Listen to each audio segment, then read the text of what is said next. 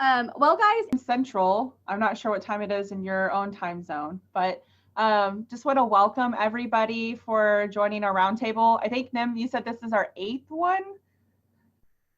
Yeah, we've been at this for 2 months. Wow. Look how awesome we are. I know that this has definitely been a highlight of my week every week for the last 2 months. Just being able to connect. I've always felt that ARSL is my family. It's become like the librarian family that I never knew I had, and now I know I have. So you can't go anywhere.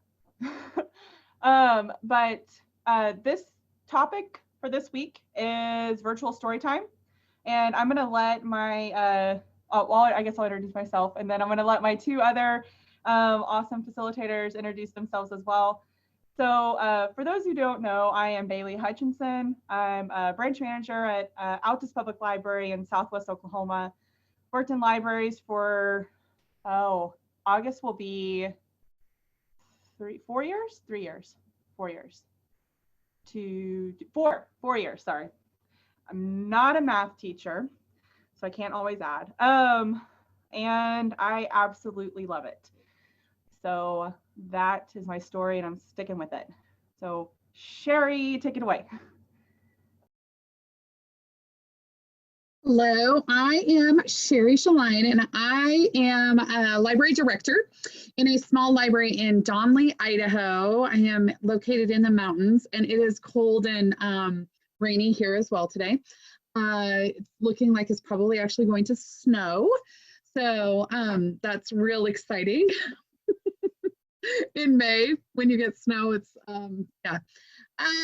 And I am excited to talk about virtual story time. And then Patrick, it's you now. Yeah, so I am Patrick Bodily, professional beard grower and library consultant with the Idaho Commission for Libraries. Idaho is big, so I'm only about a 6-hour drive from Sherry. So we aren't gonna get snow, I hope, but we have been rainy all day. And I'm excited about this topic because I have zero expertise. And so my job is to monitor the chat, and I'm gonna monitor that chat like it's nobody's business. And so I think Bailee was gonna start us off. We have, just a lot that we're gonna chat with you all. Thank you, Patrick and Sherry. Also, Erin Busby was going to be joining us, but in true rural librarian form, she is busy fixing a toilet at one of her branches. So she sends her greetings, and we will miss her during our roundtable. I'm also really excited that myself, Sherry, Patrick, and Erin are going to be doing a panel at a conference this year over lessons learned from Storytime. So, or virtual story time. So to kind of get us kicked off with that, one, I would love to know who has participated in any type of virtual story time, whether it's been for your teens, kids, pre-recorded, live, and how's that going for you right now?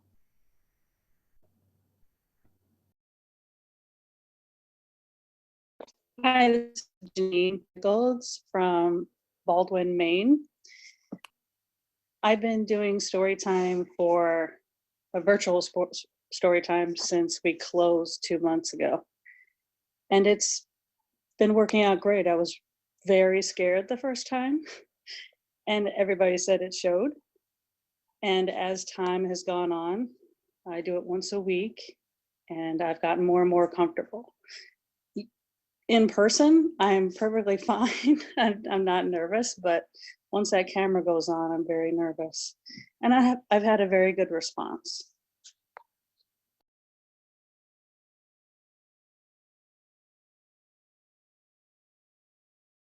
I've been doing, I have been training myself for the last 2 months to actually call it story time.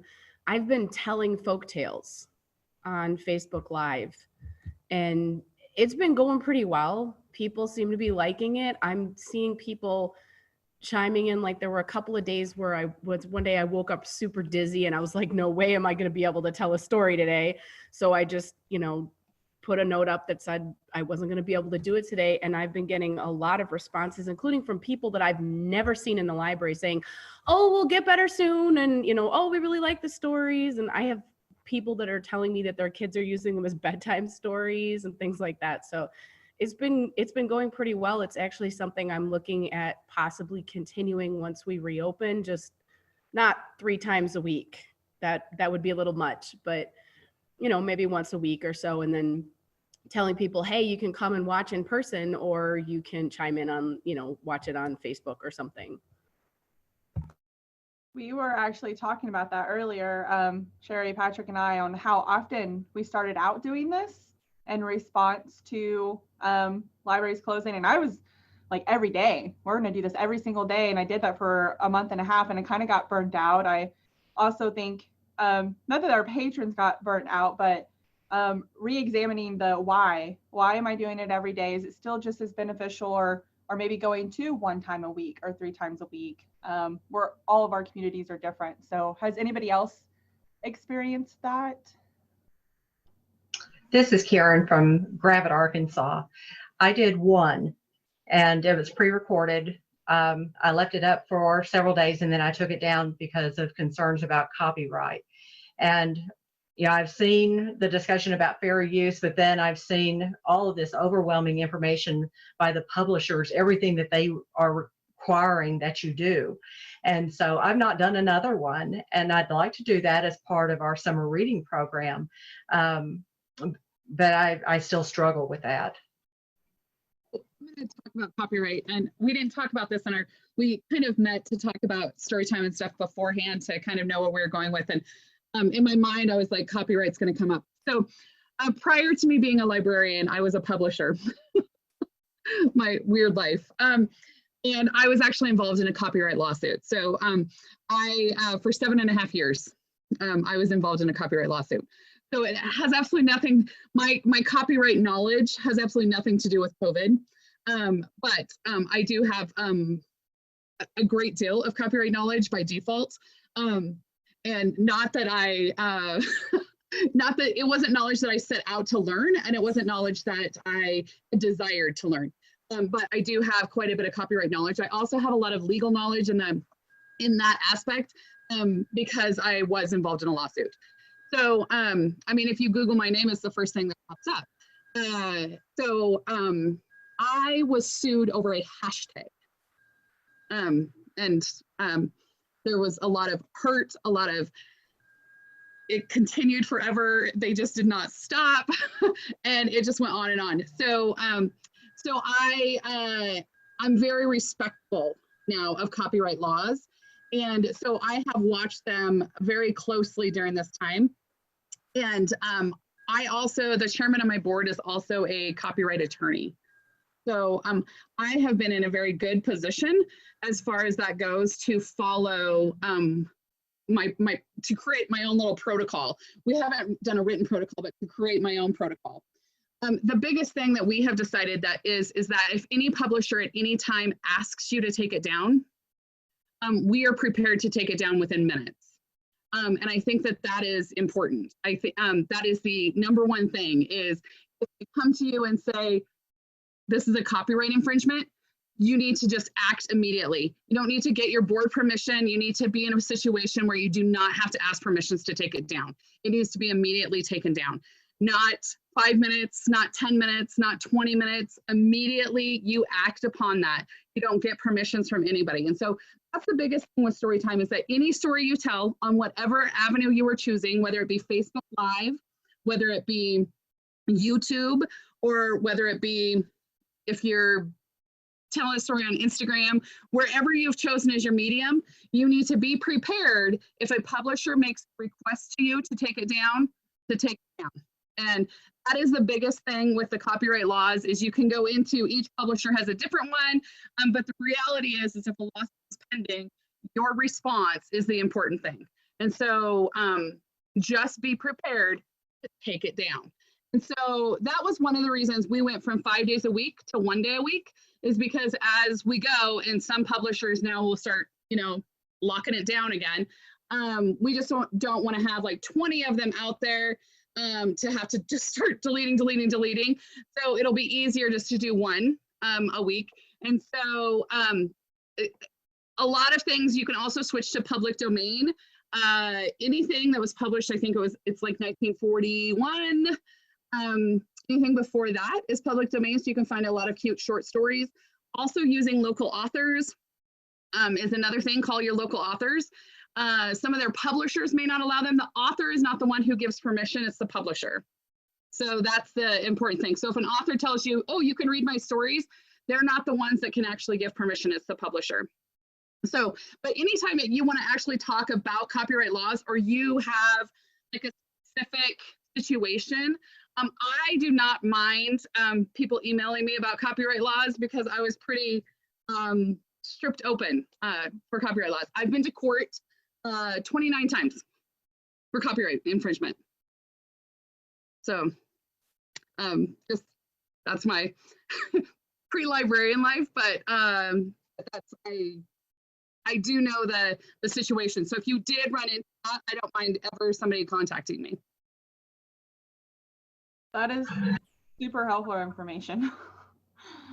I actually didn't know that until this year about you have to have the publisher's permission. I mean, and it's nice to also have the author's permission as well. But Amy made a really good point in the group chat about this summer's theme. If you are following the CSLP, I think that's the right acronym, the fairy tale, imagine your story. Can you imagine the stories that we could tell about the last 2 months, 3 months? So that's all. That would be really, I think that would be really interesting to see if you challenge your kids or your teens to make up a story about the last few months.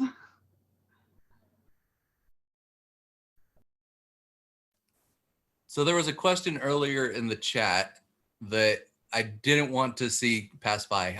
Jessica asked, do your story times have to be live or pre-recorded? And there were some answers, but I wanted to hear what other people are doing. Are you doing only live? Are you recording then posting? Are you doing them live and posting that? What are other people doing? I'm just more comfortable recording and then posting, which is, well, and partly because my best setup to record is in my house and my dog runs in and out, and so the only program we did live was actually a baking program where the person who did it had experience doing that sort of programming. And I wondered about music copyright too. I've been directed not to, just don't read any stories, even if you have publisher permission. So then I thought, well, I'd go to, the traditional Storytime music, but a lot of that's recorded for the various. So I was curious, has anybody investigated music copyright?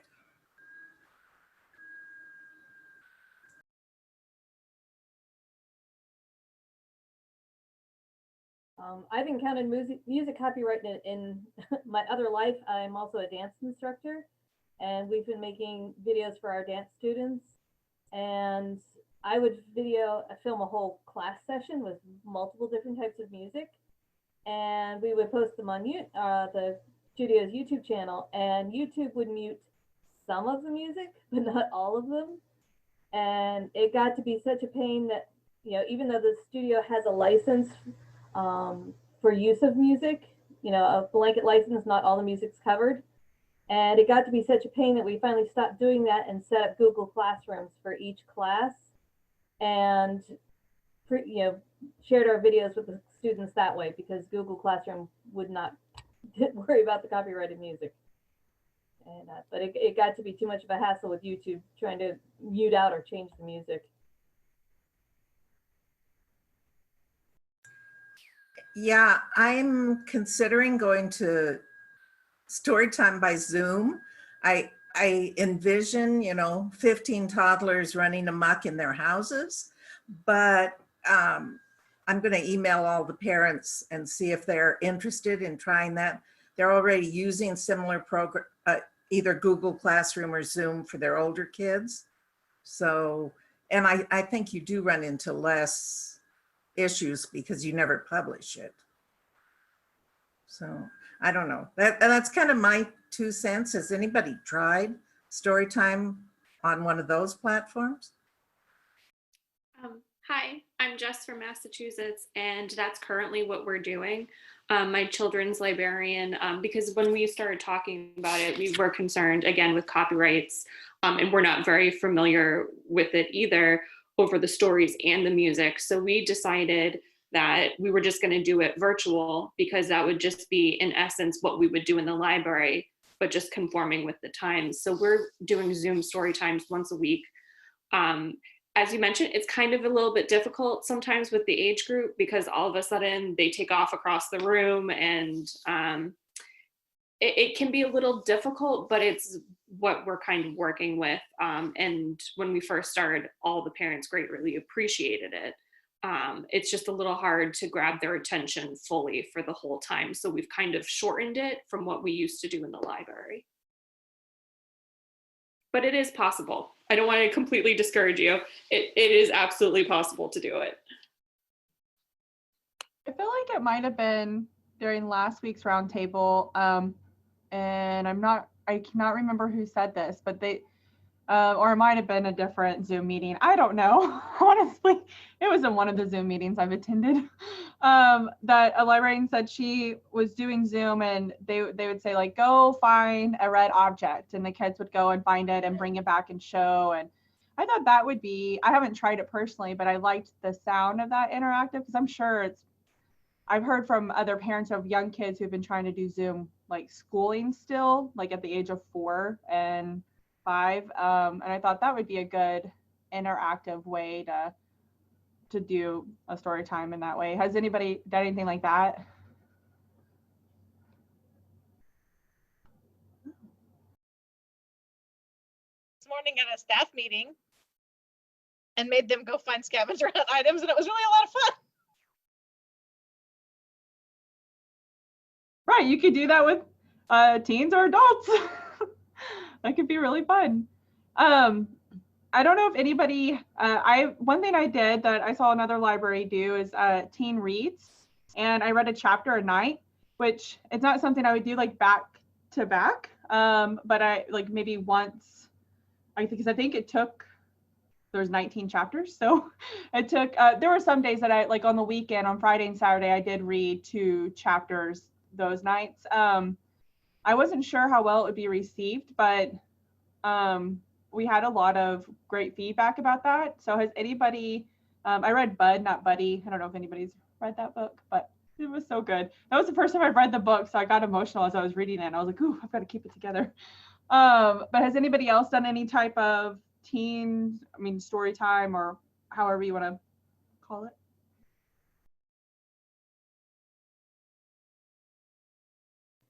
We've been doing a chapter a day for younger kids. Some of our adult librarians have also been reading short stories and some poetry, and they're starting a new one next tomorrow, a gentle read. So it'll be a chapter a day from one of the more gentle stories. So my teen book club has actually been my favorite adjustment since COVID. So I love the Facebook Lives. I love reading to the kids, and we've done some really fun things. We had, Miss Idaho read one day, Mrs. World read one day. So we had some guests that were awesome, and some other things going on. But my favorite thing has actually been our teen book club. So we meet on Wednesdays, and it's on Zoom, and it's the same code each week. And it is, we assign a book, and the kids have chosen the book. And then I've been posting a blog. So I posted the blog earlier. I think it's going to be, Nema's going to reshare it. So I post a blog each week so that the kids can read the questions ahead of time. So they know what I'm going to ask. They know what we're going to discuss. There's no surprises. And I've actually loved it because I get to know the kids so well. We've talked about some pretty deep things. Like one of the books we read was The Hate You Give. And there was a few kids that just, it was too hard, that it was too much. The language was not something they're used to. So there's been a variety of discussions involving that. Then we've read Because of Winn-Dixie, Call of the Wilds, The Westing Game, and I don't remember which other ones, but we've tried to do a book a week. Made it, The Hate U Give was probably the longest and the hardest read. The rest of them are pretty easy. You can finish them in a week. It's also kept me up on my reading because I am reading stuff that I haven't read in 20 years. So, but the blog is the key to the structure of the group. The 1 week that I did not do one, the kids were all over the place. And so I really encourage you that if you are going to do something, especially with middle schoolers, to kind of outline it and give that to them like a day ahead of time. So if you are going to do a Zoom, send them something either via email or via your website that gives them some kind of structure so they know what they're coming to.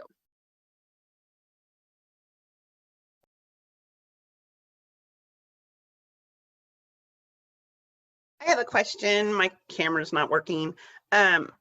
When you guys say you read to them, you read the book, how do you do that? Do you read on on Zoom, or do you read just a Facebook Live? We use YouTube Live. Thank you. We've only have experience with Facebook Live. But I feel like a lot of libraries use YouTube. Is it hard to set up a YouTube channel for your library? No, it's not hard at all. I set it up, I think, in about 5 minutes. The hardest thing to do was what was I going to name it? I wanted it to be punchy and catchy, and I just decided to use the name of the library. No, and if your library has a Google account, you've already got a YouTube account, basically.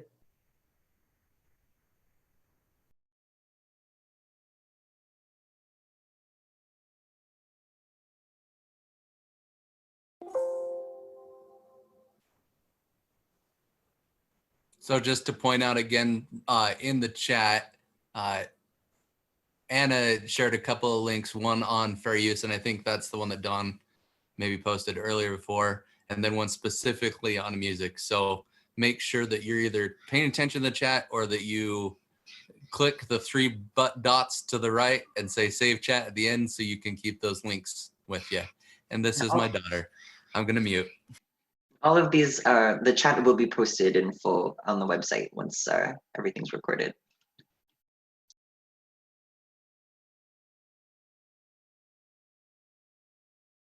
So how are you guys choosing children's books? Because I know when I do regular story time, it was once a week, every Wednesday, 10:30, and I would always try to do some theme. I realized super quick that reading every single day, I did not have time to make a theme. And so I literally was just grabbing books and reading. And I would say that it definitely pushed me to read books that I probably normally wouldn't have picked for story time and ended up being more popular than I thought they would be. So kind of curious how other people pick books for their story time.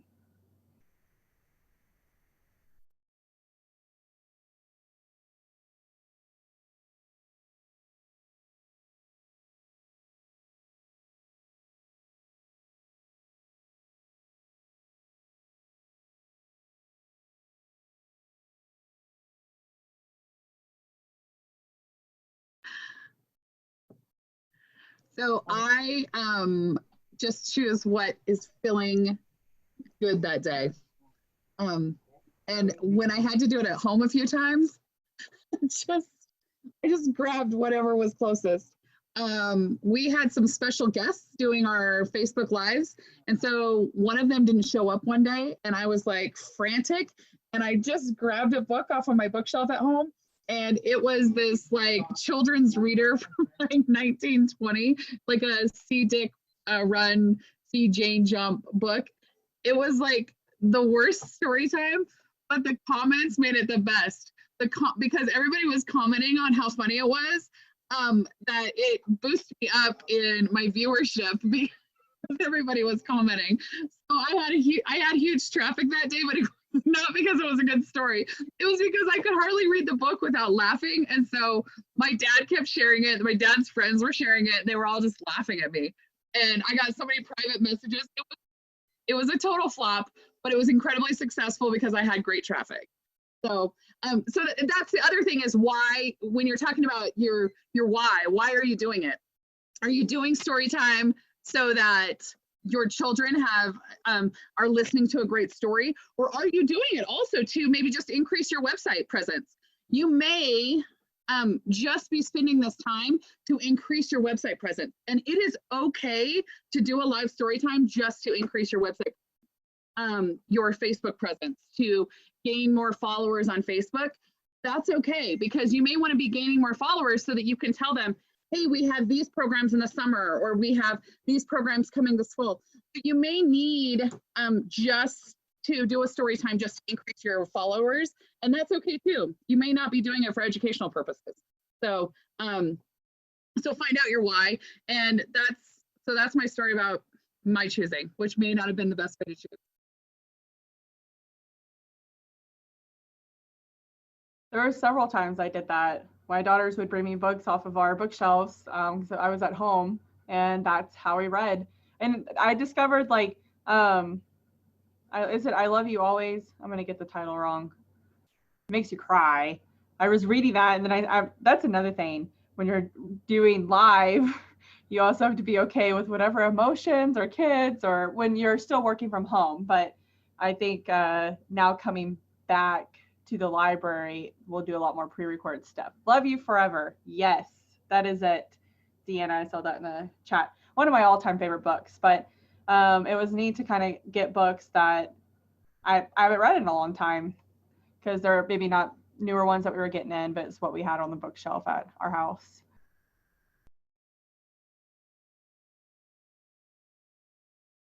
So another thing that you might be wondering, because as probably all libraries worry about this, but I would also think rural libraries worry about stats and numbers. And I know Patrick loves statistics. And you know, how are we counting our views? You know, because we don't have physical people coming to programming right now.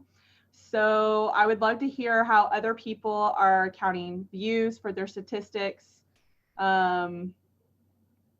What is working. Different states also might have different, I guess, rules on what you can count and how you count that. Yeah. Well, I'm going to jump in. Go ahead. And so my other hat is that I'm the state data coordinator here in Idaho. So I can tell you what other state data coordinators have been talking about. So the thing is that we all as a group, and hopefully you all too, feel that the best story that we're going to tell about this is that we don't want funders specifically to think that it was business as normal, because this was not normal. And so we don't want to do, we're not wanting to roll these programs into the programming numbers that you're already reporting, because we don't want funders to look at it and say, okay, look, you guys were closed for 12 months or 12 weeks, 16 weeks, and didn't even see a drop in programming. So we can cut your funding and just get you a Zoom license instead of pay for staff to do stuff instead of that. So what we have done specifically here in Idaho, but nationwide, we just hosted a thing, a statewide chat where we talk specifically about stats. And what we're going to do, and what I anticipate most other states doing, is adding questions to your annual reports, but only to break it up. And so we, or break it down so that it can be reported a little bit easier. We're going to add a question on what, yes or no, did you do any virtual programming? And then was it, there's really like three kinds, or two kinds, but three, right? There's your live programming that some people are doing. We saw that in the chat. There's, we're only doing pre-recorded. And then there are people that are doing their live and then posting it as pre-recorded right there. Then we're going to count the views And there were some states that reported people asking them that, okay, I'm going to count each person in each square on Zoom. So if Clancy has 3 people sitting in her square, then you're counting all 3, and that's not a thing. You don't have to keep track of how many people are in each square. Just count that as a virtual attendee. So for example, my daughter who is right here with me, that's still only 1 for that view right there, because you're counting the number of logins. And then as you post it on your YouTube channel or on Facebook and you're counting the views afterwards, then you're just going to count those views as views. So that's really what it is going right there. With the views, if you've posted them up, we want to also make sure that as your new fiscal year ticks over, because I know there are some libraries are coming up against that end of June, then just make sure that you restart the count in July so that you're not continuing to add, just like you do a circulation or any other number. So that's the basics and the down and dirties of stats, but make sure that you're separating virtual programming from in-person attendance, because we don't want people to think that we can be replaced. This is Patty from Kansas.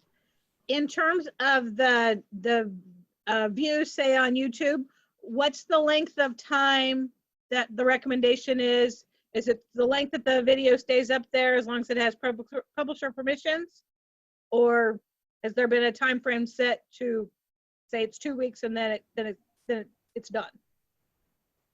Just as long as it's up there. There hasn't been a thing. It's think of it like your books. Your books are going to circulate for as long as you have those books. You can buy a book and read it a week later. That's maybe not the best use of your funds, but don't let me tell you how to run your library. But same thing with your programs, right? You can post it forever and you're just restarting the count every fiscal year, or you're posting it, for 2 weeks and you're counting that as one program. It's one program no matter how long it's up there, just like it's one book no matter how long you have it in your library. Does that help, Patty? Okay. So my question is anybody using virtual for summer reading program? Virtual story time for summer reading? We are, we're still figuring out what that looks like, which I keep thinking if this were a normal summer reading program, like everybody, like, we already have our plans in place, we know what program we're doing. And so I still feel like we're trying to figure out what is going to be best as far as how to deliver virtual programming.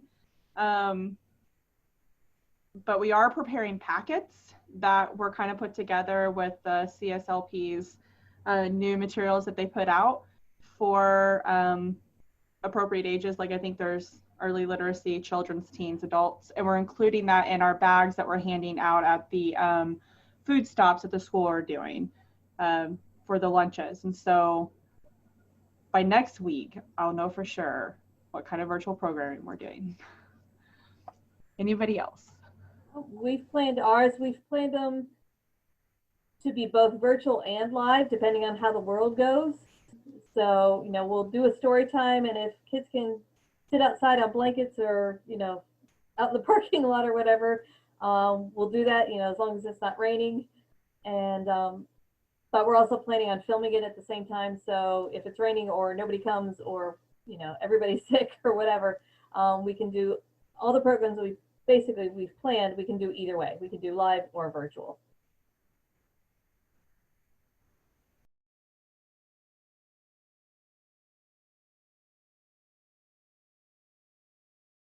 I'm planning on continuing to tell stories during the summer.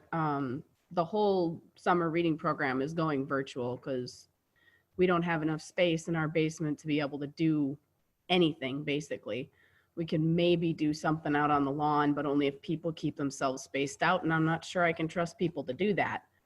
But I am kind of tying in, we're doing something a little different this year in that we don't have an overall theme for our summer reading program.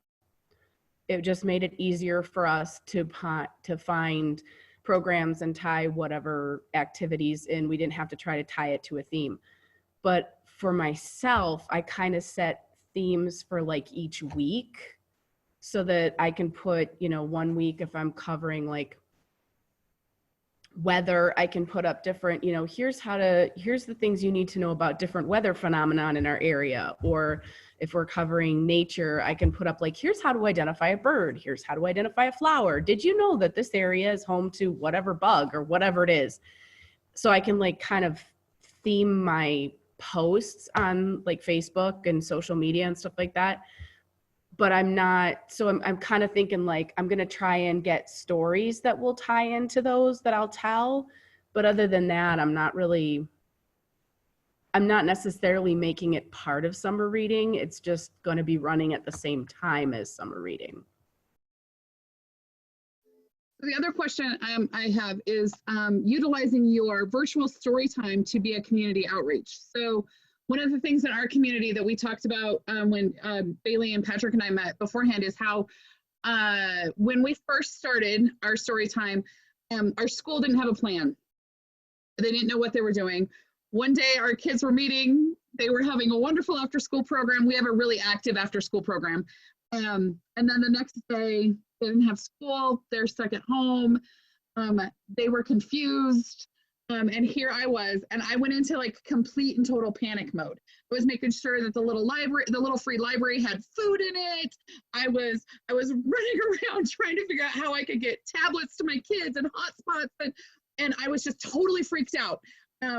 And I could not believe that we were going to widen this gap between the privileged and the underprivileged children, and we have to do something, we have to step in. And I went into like crazy like plan mode. And that's when we started our virtual story time. We started it right away. We started it out of the gate. I was the first person that those kids saw, other than their families, when this situation first started. Because I went on live Facebook, those kids got to tune in, they got to see me. It was this, okay, someone else is still alive out there. And now that we're months into this, it feels like years into this, this lengthy February that is now March, January, feels like we're gone a whole year. Other agencies in town have started to do live story times, and our story time when we first started the first week was over 2,000 views, and we've gone whoop, right down.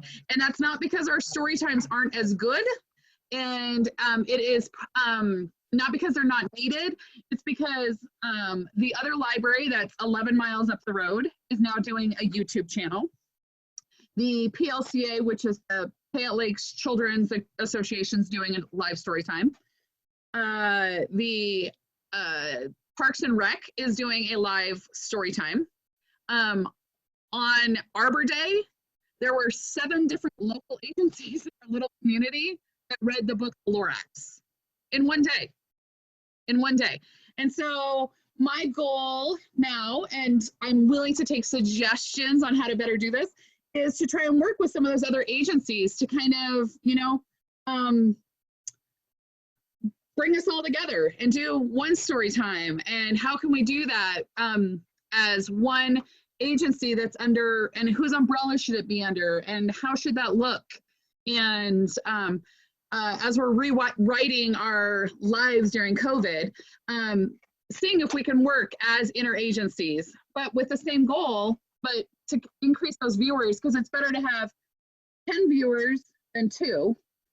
And we're putting so much work in. The other day, the girl from the Payette Forest, Children's Forest in our town, she probably put 5 hours worth of work into her presentation and had a beautiful presentation on the curlew bird. And she only had 2 viewers. 2 days later, 2 viewers. And she probably put 10 hours in. So how can I, as a librarian, share her virtual, it's not story time, but of her virtual programming with my community? Because if I was open, it'd be at the library. She'd be here. She would be presenting to kids here. So how are you, is anybody having those virtual story times, not story times, but virtual educational hours from outside vendors? And how are you doing that? And have you troubleshot some ways, good ideas? I love to hear suggestions.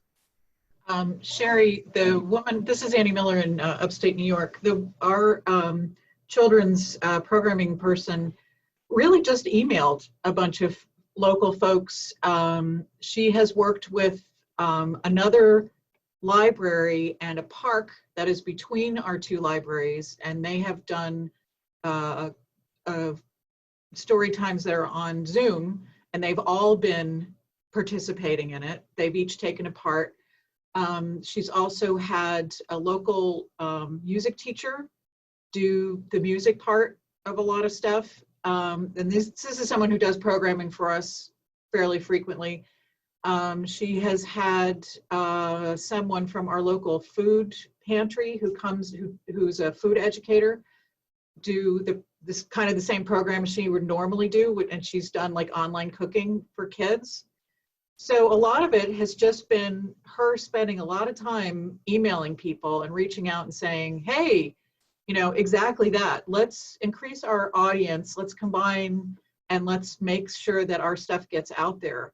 And she's had really good responses. Some of the combined programming gets a little technically wonky because you'll have one person out at the park, like trying to do it on their phone and, you know, other things. But in general, it's been really well received. And I think it also, I mean, it's great for the patrons, but I think it's also been really good for all the people who are doing the projects. They get to work together, they get to, you know, all that sort of camaraderie that we're missing. So all in all, it's been pretty great. But I've been in some of these threads, the email threads, and you know, it just took a couple of weeks of emailing back and forth to get it all set up. I'm kind of curious because I've seen, like, we started off like everyone else doing virtual programming and had a great response and have been seeing a decline. I'm also wondering if part of that is due to the exhaustion of doing stuff virtually and that it's just become a little too much. I'm kind of curious about that because now our story times are struggling a little bit when they weren't in the very beginning and were very well attended. And now I'm fearful of the too much virtual programming, but unfortunately it's all we can do at the moment. Yeah, difficult balance, I think. I've experienced the same thing. I know Sherry talked about that as well. I actually have not done any virtual programming the last 2 weeks, like since we've come back into the library. And at first I was feeling really guilty about that. But I think not only do we and my staff need to regroup and reconfigure what is our why and our delivery to best serve our patrons, but there's also so much of it that, you know, getting inundated with it that I think you could experience some fatigue. And so then is it losing its effectiveness or purpose? So I'm anxious to see, having taken a break the last couple of weeks with virtual programming, what it will be like when we start it back up again. And I think somebody mentioned, yeah, Nora mentioned the weather is better. I know one thing about summer reading program is families were excited to be able to get out of the house to go somewhere with their kids for a free program. So now they don't get to go. I mean, they can still experience a program and it's still free, but there's not that component of, now I have something to do with my kids, or my grandparents have something to do with their grandkids because they get to take them to the library. And, you know, so I'm wondering how do we fill that gap? I don't know. We haven't taken a break from virtual programming yet, but that's actually not a bad idea because I think we're getting a little burnt out too ourselves. But in talking with my children's librarian, and like you guys said, the weather's turning out to be so much nicer, although I'm sorry someone's getting snow soon, about doing story time walks, like see if we can do something outside, but not necessarily where people would have to get together in a group because it still has to be under 10 people or less. But, you know, kind of brainstorming ideas of if there's something that we could do outside and they could do by themselves too, including scavenger hunts and the story time walks is a possibility. My name is Jennifer. This is my first meeting and I'm really enjoying hearing all your ideas. So thank you. I'm in northwestern Indiana. And so my question, I guess, is we're really small town, just over 3,000. Does anybody else have, I have concerns about the virtual from the aspect of our school is collecting all of the electronic devices this week. And so not all of our patrons have those things at home. I don't have the room in the library to have kids 6 feet apart. Not to mention that most of my kids are, you know, touchy, huggy, lovey kids, and I'd hate to put them in that situation. So I guess, I know this is not like the virtual aspect of it is not why any of us got into being a librarian. But, you know, from that aspect, how do you bridge that gap with not having the electronics?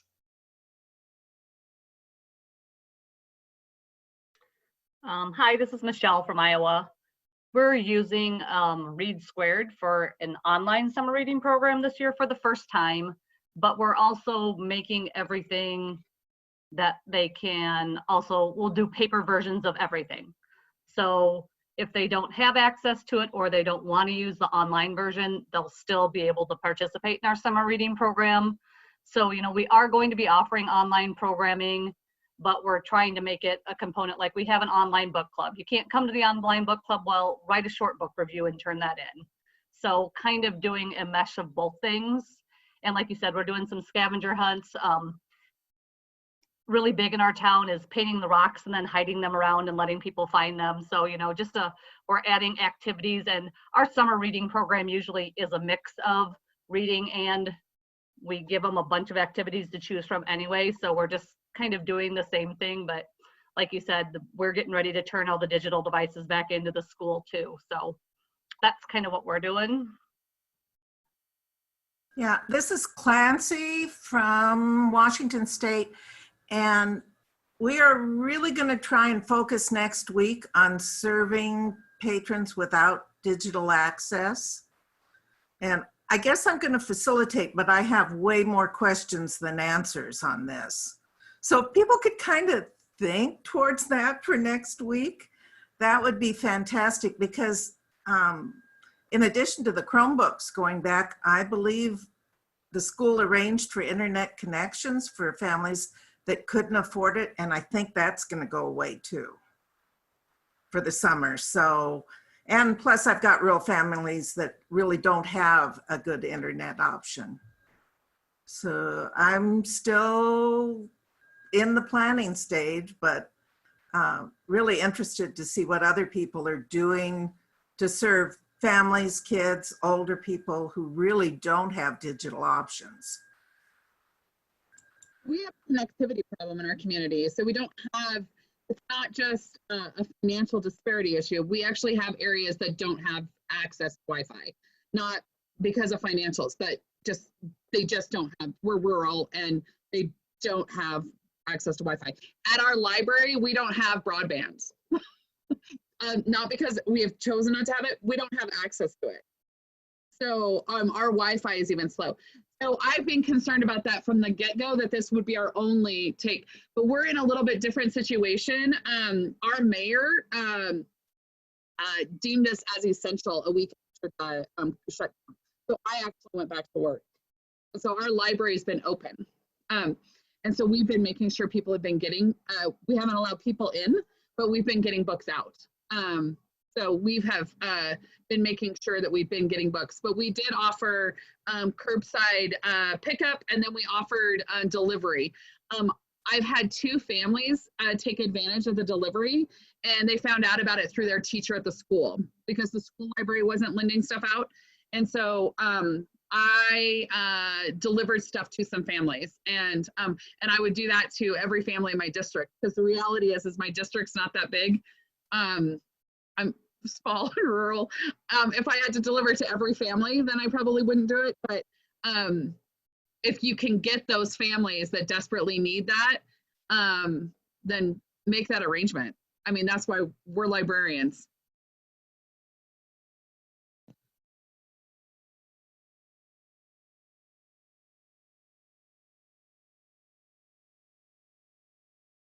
I was trying to figure out how I could do summer reading in, virtually. And we've never done even the beginning of a virtual component before. And what I finally figured out was like, I was trying to think like, could I, have somebody do like an online program and we just put it on our website, but how does that work? And I don't know how to do it.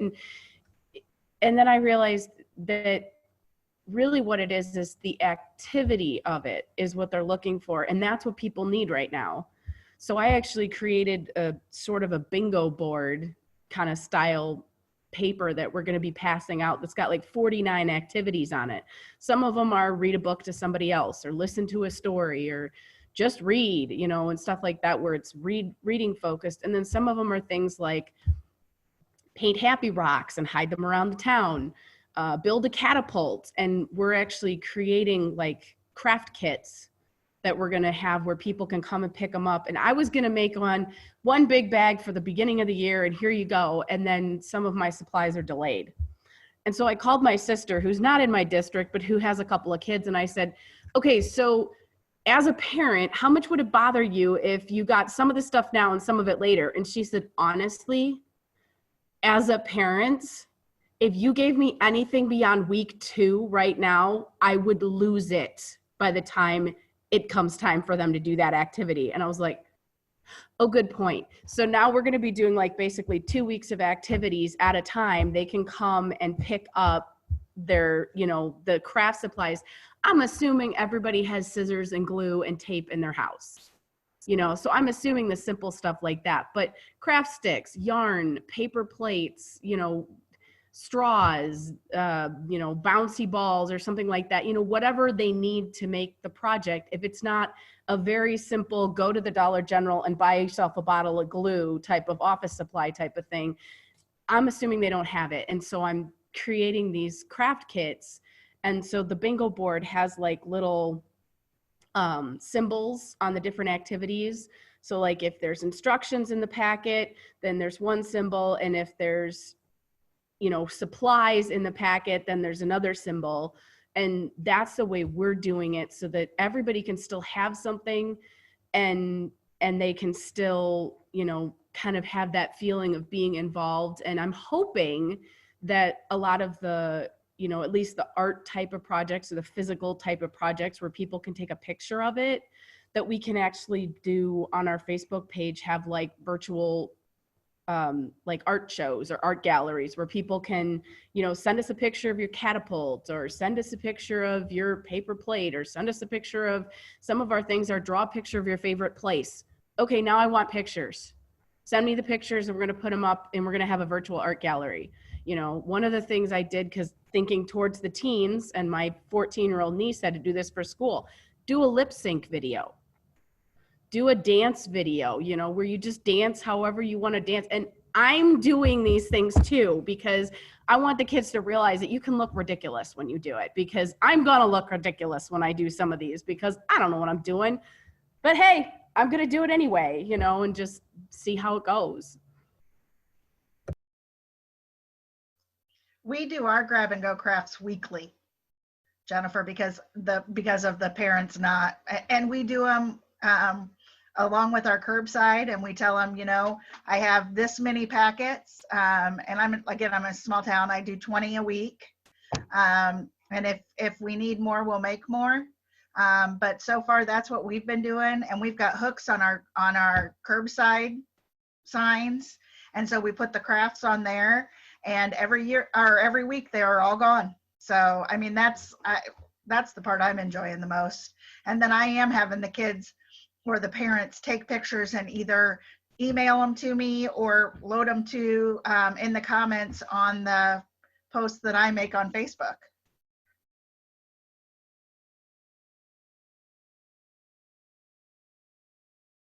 These are some amazing ideas. Just as soon as I think I have it figured out, I hear other awesome ideas. I'm like, but that sounds really awesome.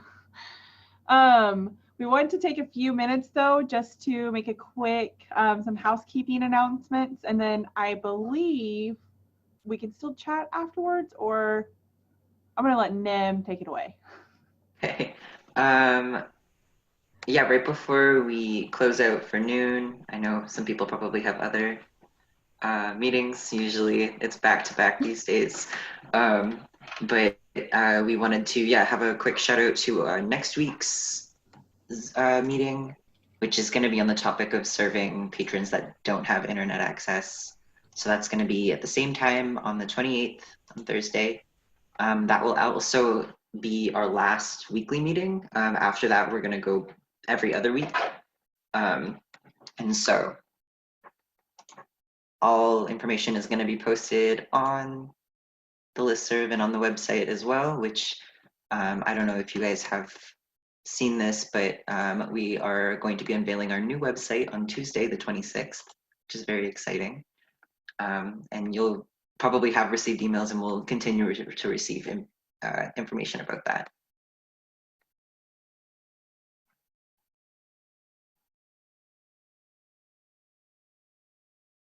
Super excited about that. Thank you guys for all of your hard work and getting that together. It is going to be awesome. Kate also mentioned the Library 2.0 mini conference that ARSL is co-sponsoring. That's coming up pretty soon. Really super cool. Lots of cool ARSL people representing the association.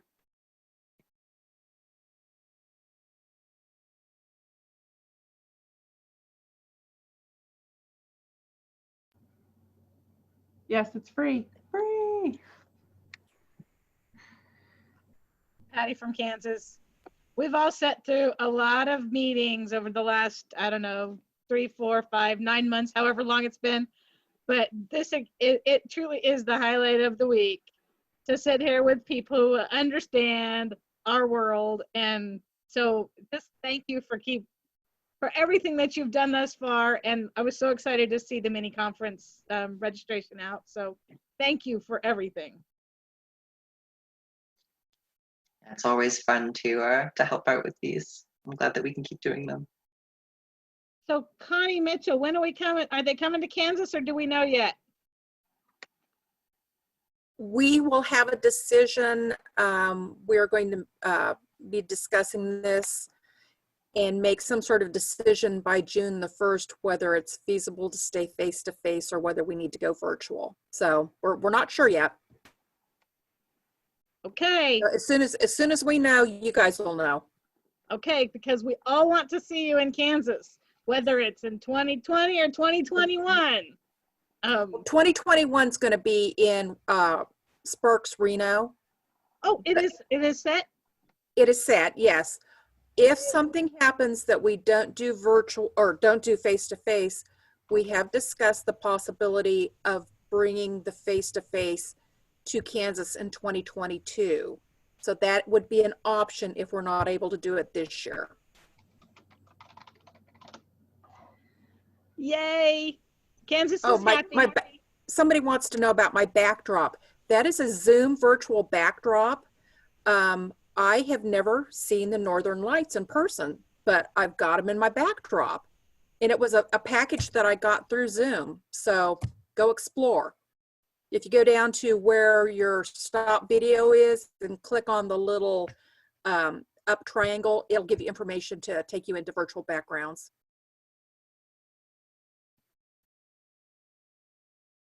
Oh, 2021 is going to be in Sparks, Reno, Nevada.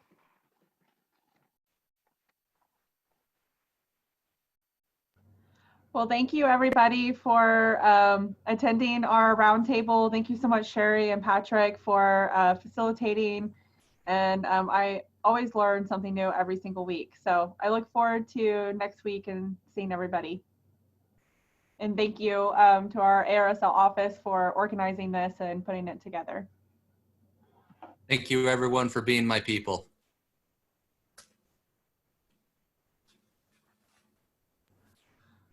Bye, everybody. Bye.